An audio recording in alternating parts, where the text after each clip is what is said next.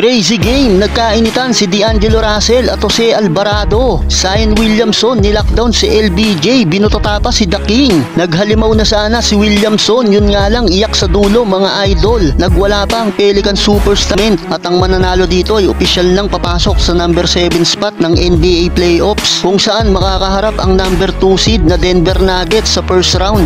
Unang pagkakataon nito para kay Zion na makapaglaro sa postseason game, kaya nag-24 to 26. Second quarter, gandang assist ni LeBron sa libreng si Gabe Vincent. Pahiya naman ang inabot ni LBJ kay Zion matapos butatain ang easy basket na sana ni The King. Matapos niyan parang nanggigil si LeBron. Isang dunk ang isinagot ni LBJ, may kasama pang gandang all moves ang ginawa dito ni The King. Nagkaroon pa naman ng run. Easy dunk na yan for Williamson. Naging pukpukan na ang laban, palitan lang ng basket ang both teams. Yun nga lang, under 3 minutes, bad news para sa New Orleans.